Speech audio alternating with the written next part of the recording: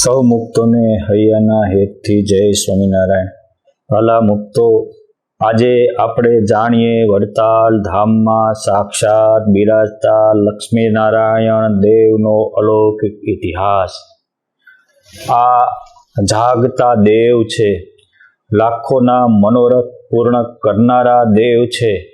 યોગ સમ્રાટ ગોપાળાનંદ સ્વામી કહે છે કે શ્રીકાંતમ દ્વારકાધીશમ લક્ષ્મીનારાયણમ તથા વંદેહમ શ્રેષ્ઠ દાતારમ દેશવૃત્તાલયે સ્થિતા. ભક્તને અભીષ્ટ ફળના દેનારા, વાંજ્યાને દીકરા દેનારા, દુખિયાને સુખિયા કરનારા, પૂનમ ભરનારાના લગ્નના પણ સેટિંગ કરી આપનારા આવા આ લક્ષ્મીનારાયણ દેવ માટે આધારાનંદ સ્વામી હરિચરિત્રામૃત સાગર ગ્રંથમાં 26મા પૂરના 34મા તરંગમાં કહે છે કે કોઈ મનુષ્ય 100 વર્ષ સુધી બ્રહ્મચર્ય પાળી અને ચારેય બાજુ તીર્થયાત્રામાં ઘૂમતો રહે. આ રીતે 100 વર્ષ બ્રહ્મચર્ય પાળીને તમામ ભારત વર્ષના તીર્થયાત્રા કરે અને એનું જે ફળ મળે એ તમામ ફળ એકવાર વડતાલમાં લક્ષ્મીનારાયણ દેવના દર્શન કરવાથી મળે છે.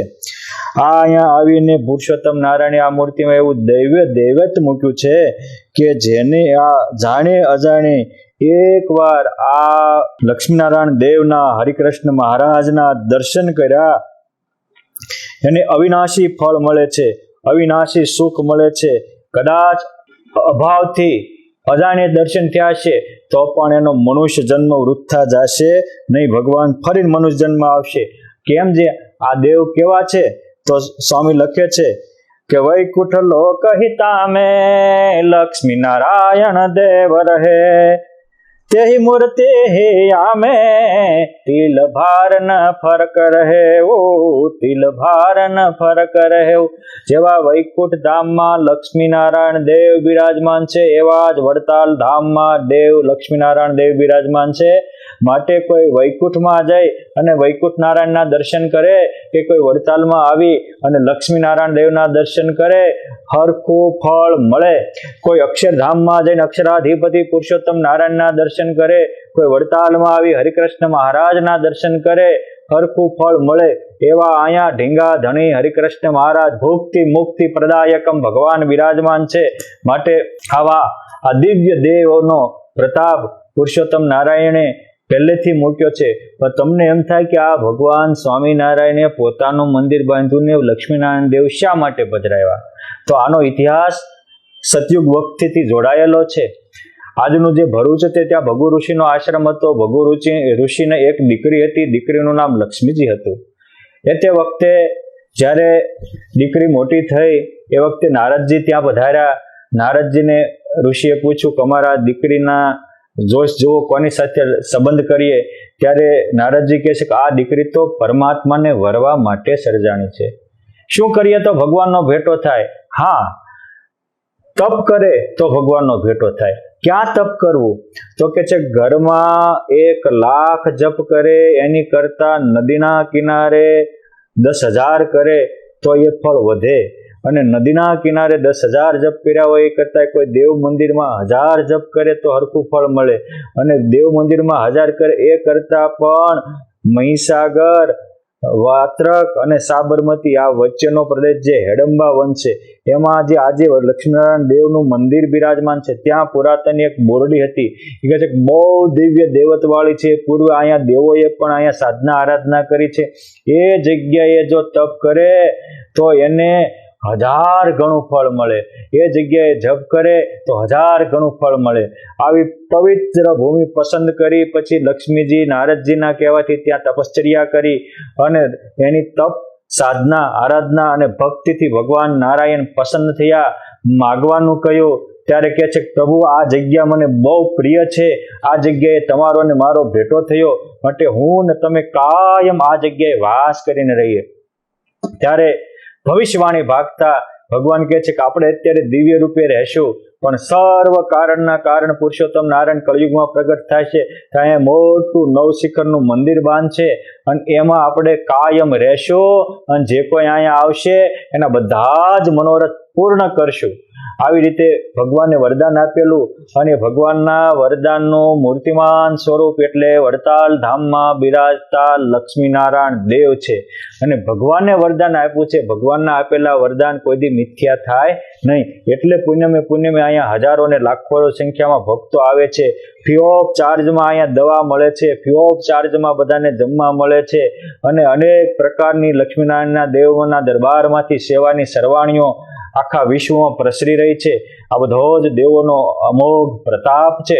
હવે આ મંદિરનું વરદાન આપ્યું બેઠા, પણ એ મૂર્તિઓ ક્યાંથી આવી તો એ પણ જાણવા જેવું છે.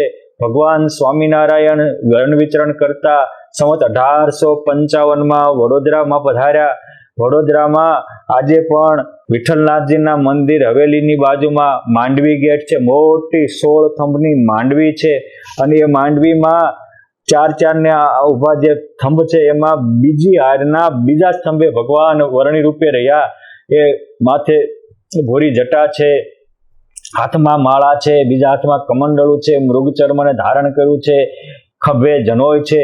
આવા વર્ણી વેશના દીપ્યમાન દિવ્ય દર્શન થતા જે કોઈ ત્યાં આવે, જેમ ચુંબક તરફ લોઢું ખેંચાય એમ આ બધા ભક્તો ભગવાનમાં ખેંચાવા માંડ્યા. જેમ નદીઓ સાગર તરફ જાય એમ બધા ભક્તો ભગવાન સ્વામિનારાયણના એ અદ્ભુત દર્શન કરવા આવી ગયા. અને બધાને અલૌકિક આનંદ થયો, કંઈક પરમ શાંતિની અનુભૂતિ થઈ. કેમ જે એ પુરુષોત્તમ નારાયણ હતા. પરંતુ આવા દર્શન થયા પછી ત્યાં એક અમીચંદ શેઠ આવ્યા. એમના ધર્મપત્નીનું નામ કોરબા હતું. અમીચંદ શેઠને એમ થયું કે આવા બાલુડા જોગી આમને તો આઈને કાયમ રાખીએ તો અમે મોટો બંગલો કરી આપીએ.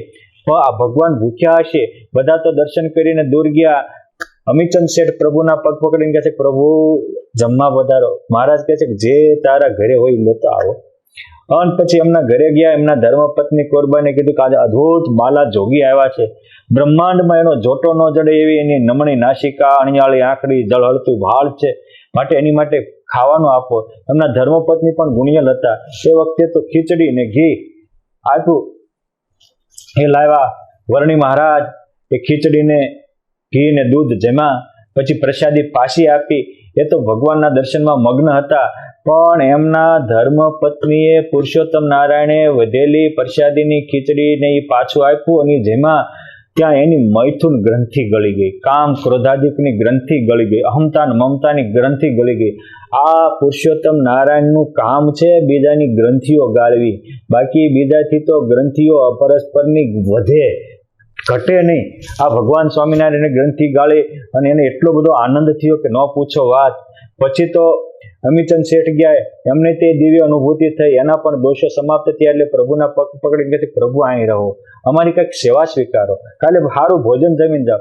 ભગવાન કહે છે કે અત્યારે નહીં, ભવિષ્યમાં અમે તમારી સેવા સ્વીકારશું. એટલે અમીચંદ શેઠ કહે છે, પ્રભુ શું ભવિષ્યમાં? ભગવાન કહે છે કે તમારા વડવાઓએ જે તમારા ઘરમાં લક્ષ્મીનારાયણ દેવની મૂર્તિઓ રાખી છે, એ મૂર્તિઓ અમારા સાધુ આવીને માગશે. અચંબો પામી ગયા કે અમારા વડવાઓ પૂર્વજોએ અમારા ઘરમાં રાખી છે, એ તો એ તે વખતે મુસ્લિમ શાસન હતું અને મૂર્તિઓ ખંડિત કરવાના ભયથી રાખી હતી. કોઈને ખબર નથી, આમને ક્યાંથી ખબર પડી ગઈ? એટલે ચોક્કસ આ ભગવાન છે, આવો નિશ્ચય થયો. પછી અને એમ કે સવારે આપણે આગતા સ્વાગતા કરશું. ત્યારે પુરુષોત્તમ નારાયણે તો વહેલા ઉઠી અને પોતાના વનવિચરણની વાટ આગળ વધારી. સમયનું કામ કરે છે. પછી તો ભગવાન સ્વામિનારાયણ લોજમાં ગયા, પીપલાણામાં દીક્ષા ધારણ કરી, જેતપુરમાં ગાદીએ બેઠા, સત્સંગ વિચરણ કરતા કરતા બ્રહ્માનંદ સ્વામીને આજ્ઞા કરી. બ્રહ્માનંદ સ્વામી વડતાલ ધામમાં મોટું મંદિર બંધાવ્યું અને સંવત 1880નો ભવ્ય ભગવાન સ્વામિનારાયણે વડતાલમાં રંગોત્સવ કર્યો. હજારોને અલૌકિક અનુભૂતિઓ આપી. અને એ વખતે મંદિરનું કામ ઘણું થઈ ગયું હતું. એટલે સમયો પૂરો થયો ત્યારે મૂર્તિઓની ચર્ચા થઈ. ત્યારે બીજી મૂર્તિઓની તો વ્યવસ્થા થઈ હતી, પણ અહીંયા લક્ષ્મીનારાયણ દેવ પધરાવશી મૂર્તિ ક્યાં? પછી મહારાજે નિત્યાનંદ સ્વામી અને મુક્તાનંદ સ્વામીને કહ્યું કે તમે બંને સંતો વડોદરા જાઓ અને વડોદરામાં જાજો અને અમારું નામ દેજો, તમને મૂર્તિઓ મળી જશે. પછી એ ગોતતા વડોદરા ગયા ને અનેક શિલ્પીઓને બધાને મળ્યા, પણ મન માને એવી મૂર્તિ ન થાય. પછી ભગવાનને પ્રાર્થના કરી. મહારાજ કહે છે કે માંડવી ગેટની બાજુમાં અમીચંદ વાણિયાને ઘેરે જાઓ. એના ઘરે ગયા અને મૂર્તિની માંગણી કરી. તો કે તમને અહીં લાવ્યા કોણ? તો કે અમારા ભગવાન સ્વામિનારાયણ છે અને એની અમને દિવ્ય દર્શન દઈને કીધું હતું કે તમે ત્યાં જાઓ. એટલે અમીચંદ શેઠને વર્ણિવેશનો તાળો મળી ગયો, મૂર્તિ દેવા તૈયાર થયા, કહ્યું કે કાલે સવારે આવજો. પણ રાતમાં અમુક તેજોદ્વેષી લોકો મળી ગયા અને કહે છે કે એ સ્વામિનારાયણનો અત્યારે નવો ધર્મ છે, એને મૂર્તિ અપાય નહીં, આ તો પાખંડ છે. એટલે આ દુષ્ટનો એક જ ધર્મ છે, બીજાના અવગુણ નાખવા. જે બીજાના અવગુણ નાખે એ મૂર્તિમાન દુષ્ટજન છે. અને જે બીજાના સારા વસ્તુને ઉપસાવે, સારું કહે, સારી વાતને બિરદાવે, એ સજ્જન છે. સજ્જન હંમેશા સદગુણોનું કથન કરે છે, દુર્જનો દુર્ગુણોનું કથન કરે છે. આપણે કેવા છીએ તપાસવાનો વિષય છે.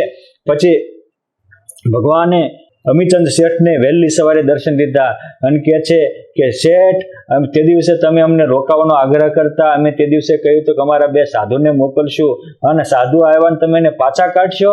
પુરુષોત્તમના દર્શનથી પાછી એમની બુદ્ધિ ઠેકાણે આવી, સારો વિચાર આવ્યો, સંતોને બોલાવી અને એ લક્ષ્મીનારાયણ દેવને લઈ અને મુક્તાનંદ સ્વામી, નિત્યાનંદ સ્વામી ગાડામાં બેસાડી બોચાસણ આવ્યા.